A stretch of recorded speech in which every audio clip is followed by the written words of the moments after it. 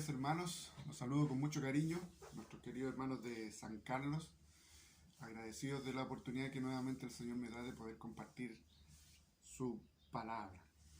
Quiero invitarles a que podamos leer Efesios capítulo 5 del versículo 15 al 21.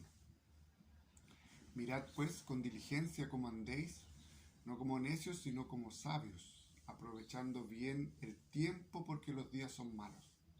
Por tanto, no seáis insensatos, sino entendidos de cuál sea la voluntad del Señor. No os embriaguéis con vino, en el cual hay disolución, antes bien sed llenos del Espíritu, hablando entre vosotros con salmos, con himnos y cánticos espirituales, cantando y alabando al Señor en vuestros corazones, dando siempre gracias por todo al Dios y Padre, en el nombre de nuestro Señor Jesucristo. Someteos unos a otros en el temor de Dios. Les invito a orar. Querido Dios, gracias por esta oportunidad que tú nos has brindado de reunirnos un día más para adorarte, para glorificarte. Te queremos pedir que tu Espíritu sea trabajando en nuestros corazones, tanto de quien predica, que sea tu palabra la que se entregue, y como del que recibe, que sea tu Espíritu el que la lleve y la selle en cada corazón. En el nombre de Jesús. Amén. Como les decía, agradecido de poder compartir. Esta semana tuve la oportunidad de visitar a algunos hermanos y particularmente orando por nuestro hermano Boris para que el Señor le sea restaurando su salud. Orando por nuestra hermana Iris, que esperar que ese tiempo de cuarentena no haya sido tan complejo. Y también orar pidiendo por fortaleza y consuelo para la familia de nuestro hermano Eliud, particularmente para su mamá, con la pérdida y el fallecimiento del tío de Eliud.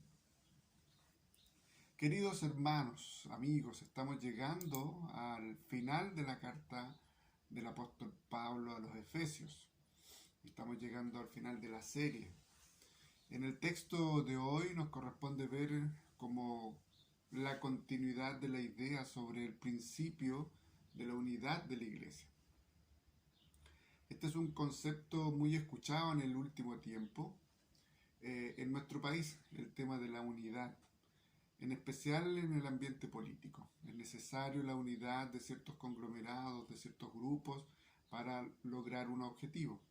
Es necesario la unidad de todo el país para poder superar la pandemia. Entonces, es un tema que es parte de lo que nosotros conocemos.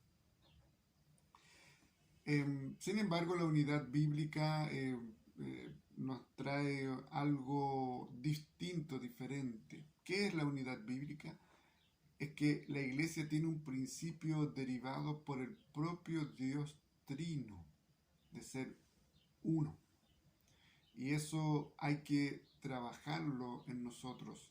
La unidad de la iglesia se produce porque Dios establece la iglesia como un grupo comunitario que proviene directamente de Él, como un Dios comunitario.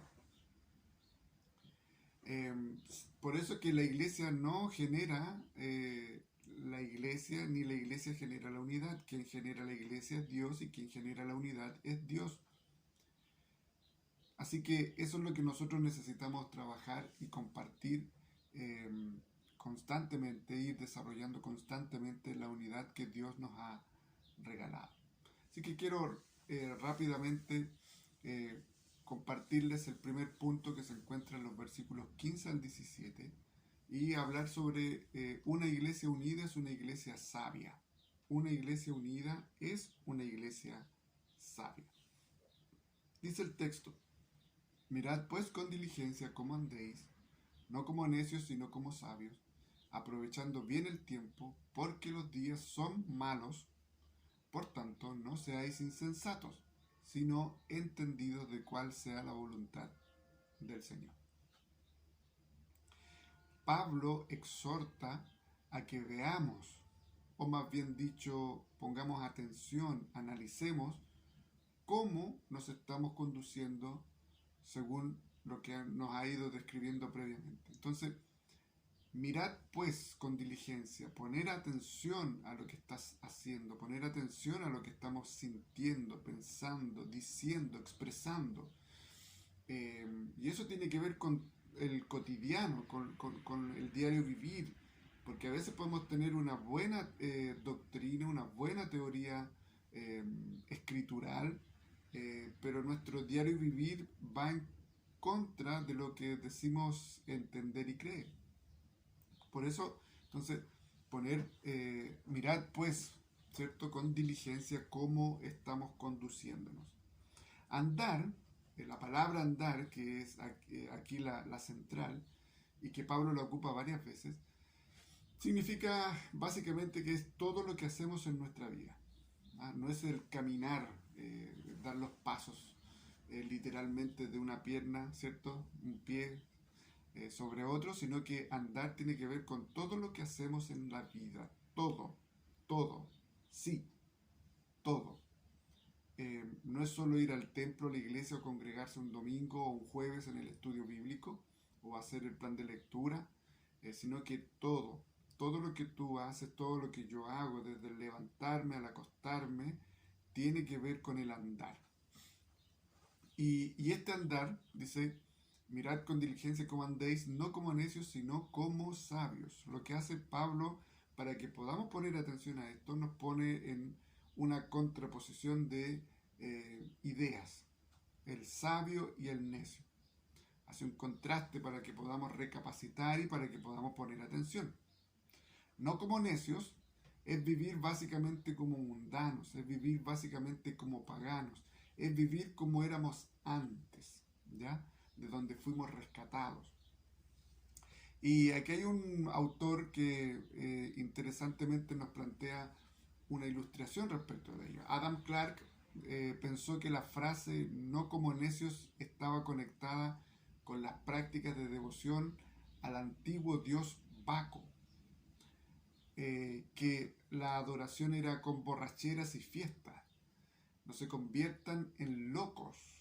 Aquí está la alusión más evidente de las orgías de Baco, en la cual sus seguidores actuaban como locos, corriendo, moviendo sus cabezas de hombro a hombro, aparentando ser salvajes en cualquier sentido. La idea de insensatez tiene que ver también con esta idea del dios Baco, y tiene que ver con la idea de un caballo libre, desbocado, que no sabe hacia dónde va.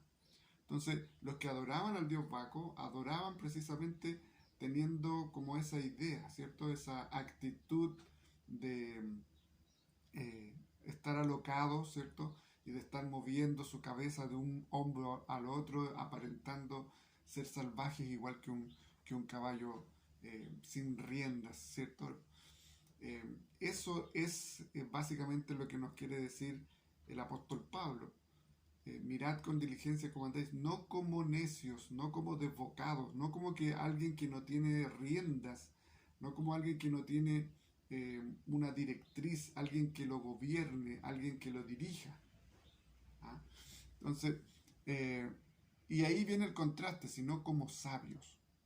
Y sabio significa vivir a la luz de nuestra posición como hijos de Dios. Si el necio es desbocado y adora, por ejemplo, el espíritu del dios Baco, el sabio vive como hijo de luz, como hijo de Dios, porque el sabio tiene el Espíritu Santo de Dios que lo controla, que lo gobierna, que no le deja vivir una vida descontrolada, desbocada. Entonces ahí hay una tremenda diferencia. El necio dice en su corazón prácticamente no hay Dios, ¿cierto? Así nos enseña la Escritura. Pero el sabio entiende que hay un Dios porque Dios se reveló a él, porque Dios cambió su corazón y porque Dios dejó su espíritu en su corazón. Y el espíritu de Dios es el que nos lleva a toda verdad, ¿cierto? Para que conozcamos cómo tenemos que conducirnos. Y el espíritu de Dios es el que nos lleva a hacer las cosas, el que pone tanto el querer como el hacer para agradar a nuestro Dios. El espíritu de Dios es el que nos constriñe de pecado, para que advirtiéndonos o corrigiéndonos, no sigamos viviendo la antigua manera de vivir. Entonces, mirad cómo andéis, no como caballo loco, sino que como un caballo con rienda, que está siendo bien dirigido, no como necio, sino como sabio. Entonces, aquí se va entendiendo lo que sigue desarrollando el apóstol Pablo. Aquel que es sabio, que vive una vida de luz, que vive una vida guiada por el Espíritu, es sabio. Ese sabio aprovecha bien el tiempo. ¿Ah?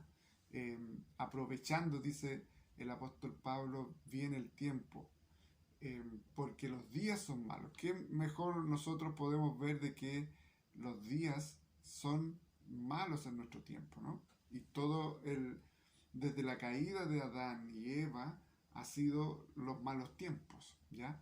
Se han intensificado los tiempos, pero desde esa fecha hasta este tiempo son malos tiempos. Entonces nos llama que el sabio tiene que aprovechar el tiempo. Eso significa redimir el tiempo, o adquiriendo cada oportunidad, como en un mercado, como en una subasta, para vivir de acuerdo a la voluntad de Dios. ¿Ya? Eso significa aprovechando o redimiendo bien el tiempo, aprovechar cada tiempo, cada momento para la gloria de Dios. ¿Ya? Entonces, la idea detrás de aprovechando bien el tiempo es que debemos comprar incluso, esta idea de mercado, las oportunidades, no dejarlas pasar. Casi como la idea de una promoción. Aquí hay una promoción, ¿cierto? Y no la dejamos pasar. Eso muchas veces nos ocurre. Vemos alguna promoción y decimos, oye, no hay que dejarla pasar. En el ámbito de la escritura y en el ámbito de lo espiritual, también tenemos que aprovechar el tiempo, no dejar pasar la oportunidad de glorificar a nuestro Dios, de llevar la misión a cabo, de hacer discípulos en todas las naciones y de predicar el Evangelio de Cristo. Y luego nos dice que el que es sabio aprovecha bien el tiempo porque los días son malos. A mayor maldad, mayor necesidad de aprovechar el tiempo porque los días se acortan, los días son más complejos, ¿cierto? Por tanto, nuevamente ahora tiene una idea que transmitir fuerte. No seáis insensatos, sino entendidos de cuál sea la voluntad de Dios. Tenemos que ser sabios. El sabio aprovecha el tiempo y el sabio es un entendido de la voluntad de Dios. El insensato es un desbocado. El insensato adora al dios Baco. El insensato se deja llevar por sí mismo, por sus propias pasiones. El sabio es gobernado por el Espíritu. El sabio entiende la buena voluntad del Señor. Nótese que puede ser alguien muy inteligente, pero puede no ser sabio. Usted puede ser inteligente, pero puede ser alguien no sabio porque no está aprovechando bien el tiempo, por ejemplo. Porque hay cosas que se han superpuesto a usted en su relación con Dios. Ya a lo mejor está, si es que ha sido parte del plan de lectura, ya ha abandonado o tiene la intención de abandonar porque ya no le alcanza el tiempo. Entonces, no estamos aprovechando bien el tiempo. Hay que redimir el tiempo, hay que dar prioridad, establecer prioridades, ¿ya? No tenemos tiempo para atender a la familia. Hay que redefinir los tiempos. No tenemos tiempo para esto, no tenemos tiempo para esto otro. Entonces, podemos ser muy inteligentes en ciertas áreas, pero esa inteligencia no nos alcanza para ser sabios, porque el sabio aprende y sabe vivir como un hijo de Dios en lo cotidiano, en todo lo que hace. Entonces, entendidos en la voluntad, los cristianos siguen siendo discípulos de Cristo, siguen siendo alumnos de Cristo. Y como discípulos de Cristo, vamos conociendo su voluntad y asimilándola constantemente. En segundo lugar, el versículo 18 nos dice: no os embriaguéis con vino, en el cual hay disolución, antes bien sed llenos del Espíritu. una iglesia unida es una iglesia plena. Es una iglesia plena. La iglesia de Éfeso estaba compuesta principalmente por eh, personas que se habían convertido desde el paganismo greco-romano, donde embriagarse era parte de su cultura, o sea, perder el control, ser un necio, ¿cierto? Era parte de lo que eran como nación. No era algo malo en sí, no era algo extraño, negativo en sí, sino que era parte de su cultura. Prácticamente podríamos decir que el que no se embriagaba y no vivía una vida de acuerdo a cómo estaba su cultura era prácticamente un extranjero, un extraño. Sin embargo, eh, eso significa que los principios, ¿cierto? Que ellos tenían no, no el principio que tenían los de Efesios tenían que ser contraculturales. Entonces, lo que está llamando el apóstol Pablo es que miremos cómo andemos, porque estamos yendo en contracultura de la humanidad, de la sociedad en general, no solamente de una localidad, no solamente de un país en particular, sino que todo cristiano, una vez convertido, se transforma en un agente de contracultura, ¿ya? Por eso nosotros tenemos que ver cómo andamos, y por eso él dice, no os embriaguéis con vino, en lo cual hay disolución. No embriagarse con vino. Es algo muy importante decir, no es para defender algunas posturas, sino que la escritura dice, no os embriaguéis, no perdáis el control, no emborrachéis, no quedes tirado en el suelo, básicamente, producto del vino. Eso significa, el necio se emborracha y queda tirado y pierde el control y no sabe qué es lo que pasa y no sabe qué es lo que ocurrió con él al otro día. ¿Verdad? Sin embargo, el sabio sabe beber, sabe disfrutar lo que Dios ha creado, ¿cierto? Y se controla. Como sabe disfrutar, sabe controlarse y no deja que la disolución del vino lo controle. Entonces, no está diciendo el texto que no se puede beber. Lo que no podemos dejar que el vino nos domine, el alcohol nos domine, no podemos abusar del alcohol. Por eso que el mismo apóstol Pablo, tanto en Tito como en Timoteo, dice no dado al mucho vino, ¿cierto? Para que no perdamos el control. Porque el que se embriaga pierde la sensatez, deja de tener razón, deja de ser gobernado por la sensatez y cae básicamente en una adoración al dios Baco. Todo aquel que se emborracha, nótese, cae rendido a los pies del dios Baco, y todo aquel que es capaz de disfrutar un vino controladamente es un hijo de Dios, porque el Espíritu de Dios le permite controlarse. Pero no está hablando solamente del vino. Nótese que el vino en la Escritura era una medicina para la época, era parte de las celebraciones más importantes, de las grandes fiestas que se podían dar, en especial de los matrimonios. El Señor Jesucristo participó de ello. Sin embargo, el principio más profundo no tiene que ver con el vino, tiene que ver con las adicciones que nos dominan y nos hacen desbocar como los caballos sin control. Puede que en algunos sea el vino, ¿cierto? En nuestra cultura chilena y de campo hay mucho alcohólico, pero en Latinoamérica el alcohol es algo increíble. Pero hay otras adicciones, el tabaco, la marihuana, las drogas duras, por decirlo de alguna forma. También existen adicciones al juego, la ludopatía, adicciones a la televisión, adicciones a la pornografía, adicciones al sexo, adicciones a maltratar a otros. Hay un sinfín de adicciones. De jugar PlayStation por horas, son adicciones que nos hacen perder el control, nos hacen perder el sentido, nos hacen perder la razón. Y eso pasa a ser nuestro mundo y todo lo que está a nuestro alrededor es algo paralelo. Ahí tenemos que trabajar. A lo mejor tú no bebes alcohol y crees cumplir con esta parte que nos pide Pablo. Pero si te dejas gobernar por cualquier otra cosa que no sea el Espíritu de Dios, es una adicción y estás cayendo también en pecado y adorando al Dios Baco. Por el contrario, sí podemos y debemos procurar estar llenos de algo, nos dice la Escritura. ¿De qué? Ser llenos del Espíritu Santo. Entonces uno dice, pero ¿cómo? Si se supone que yo cuando he sido transformado, regenerado, recibí el Espíritu Santo, entonces ¿por qué tengo que ser lleno? Sí, una vez que tú y yo hemos sido regenerados, recibimos, ¿cierto? El Espíritu Santo de Dios que mora en nosotros.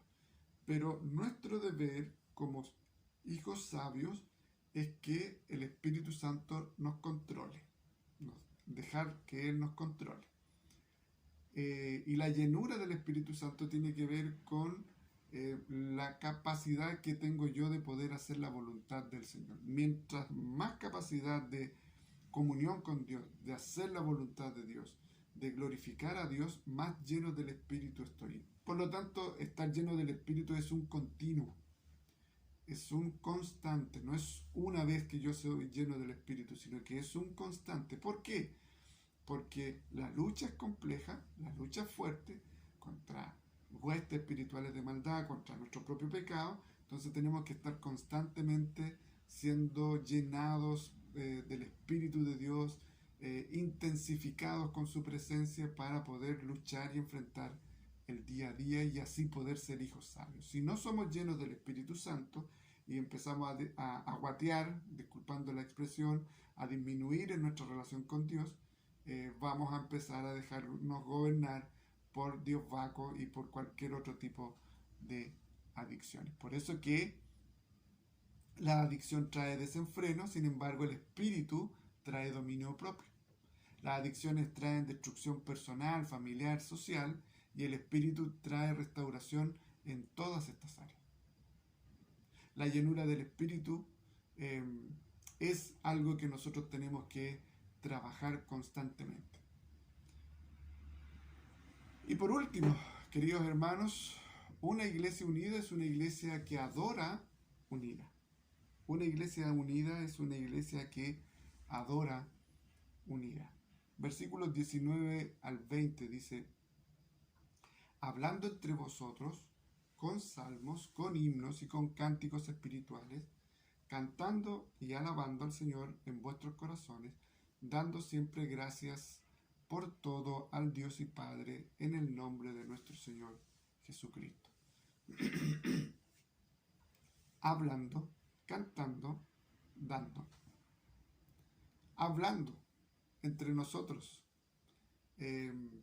como comunidad, como pueblo, con la palabra, básicamente. Salmos con himnos y cánticos espirituales está hablando de la palabra. No hay categorización específica, sino que con la palabra. Pero también con gozo, con alegría, porque Salmos puede representar aquello, puede representar también esta idea de himno, solemnidad, estos cánticos, ¿cierto? Pero básicamente tiene que ver con ello. Alabando al Señor en vuestros corazones, cantando y alabando al Señor en vuestros corazones. La unidad de la iglesia nos permite adorar en nuestras conversaciones, nos permite adorar comunitariamente en los cultos congregacionales como hoy, que aún seguimos virtualmente, pero nos permite cantar y alabar al Señor en vuestros corazones, en nuestros corazones, y dando siempre gracias al Señor por todo. Es una mini liturgia, es una pequeña liturgia. Que todo lo que prediquemos sea la palabra de Dios, que todo lo que hagamos sea para alabar a nuestro Dios y que todo lo que podamos hacer también sea dando gracias. Entonces, la conexión con el ser lleno, con el Espíritu Santo y la alabanza es significante y la adoración es muy importante. Aquellos que están llenos con el Espíritu alabarán de manera natural. glorificarán de manera natural. Tendremos un deseo imperioso de adorar a nuestro Señor. Y la alabanza es una forma de hacer notar que estamos llenos del Espíritu. El hablar de una manera, el cantar con gozo y alegría, el ser agradecidos, revelan y muestran de que nosotros estamos siendo llenos constantemente por el Espíritu Santo. Lleno del Espíritu Santo, ser lleno del Espíritu Santo es un imperativo, no es algo opcional. Y por tanto, se hacen explícitas las acciones que sean consecuencia y evidencia de la llenura del Espíritu de Dios en nuestro corazón, en la vida de cada creyente. Es un imperativo ser lleno del Espíritu Santo para que podamos hablar santamente, para que podamos cantar y alabar a nuestro Dios comunitariamente de manera santa, porque sí, podemos estar cantando y alabando solo de boca, no de manera santa. Recuérdese que el Señor decía en Isaías que Él estaba cansado de nuestros cantos, de nuestros rituales, porque eran solo de labios. ¿Ya? La adoración se ofrece solo a Dios. Al mismo tiempo hay también una dimensión humana en la adoración, que es la adoración corporativa, la adoración comunitaria, ya que las personas adoran juntas e interactúan para su beneficio mutuo. Por eso es importante la comunidad, porque la comunidad fortalece nuestra relación con Dios. Por eso es importante que qué es lo que hablamos. Hablar cosas buenas, cosas santas, no es solamente no expresar garabatos, maldiciones, sino que hablar cosas buenas, santas, tiene que ver con cómo nos referimos de nuestros hermanos o a nuestros hermanos. ¿Cuál es nuestra disposición y nuestra actitud en la adoración, en el día del Señor? Si estamos realmente con el corazón ahí, dispuesto a adorar, o nuestra mente está en cualquier otro lugar, en el trabajo, en el estudio, en la casa, en lo que vamos a hacer de almuerzo después. Esa no es una actitud santa de adoración. Y si realmente somos agradecidos o somos hijos que estamos siempre exigiendo derechos y nunca siendo agradecidos por lo que el Señor nos da. La iglesia debería cantar salmos, himnos y cánticos espirituales constantemente, no solamente en el culto, sino que nuestra vida debiese ser un cántico, nuestra vida debiese, algunos autores dicen, debiésemos ser un poema, debiésemos siempre andar cantando al Señor y del Señor en todo momento y en todo lugar. Obviamente que hay espacios en los que no se puede, ¿cierto? El trabajo, el estudio, la biblioteca, no va a estar ahí cantando, pero en el corazón sí lo puedes hacer, ¿cierto? Pero nosotros debiésemos ser un poema para la gente. La iglesia debe ser un poema para la sociedad, un cántico, ¿cierto? Para la sociedad. La adoración de la iglesia debe ser al Dios Trino y debe ser capacitada, movida por el Espíritu del Señor para que le adoremos en espíritu y en verdad, y ser una iglesia siempre agradecida. Una iglesia que es agradecida es una iglesia que es unida. Una iglesia que alaba y canta al Señor comunitariamente refleja la unidad. Y una iglesia que habla bien, que habla con cánticos, con salmos, con himnos, es una iglesia que es unida. Spurgeon decía, cada hora sí, cada momento ha traído favor sobre sus alas. Mira hacia abajo y da gracias, ya que eres salvo del infierno. Mira a la derecha y da gracias, pues tienes ricas bendiciones. Mira a la izquierda y da gracias, pues te protege de males mortales. Mira hacia arriba y da gracias, pues el cielo te espera. Qué hermosas palabras de Spurgeon, el príncipe de los predicadores, que nos revela algo muy importante. Sea lo que sea que hagamos, donde estemos y donde miremos, pero principalmente cuando miremos al cielo, demos gracias, porque el cielo nos espera. Queridos hermanos, una iglesia unida es una iglesia que adora unida, que se mantiene en adoración unida. Una iglesia unida es una iglesia que está plena, que es satisfecha en el Espíritu de Dios, que está llena del Espíritu de Dios. Y una iglesia unida es una iglesia que actúa sabiamente. Les invito a que tengamos un momento de oración. Querido Dios, gracias por este tiempo que tú nos has regalado.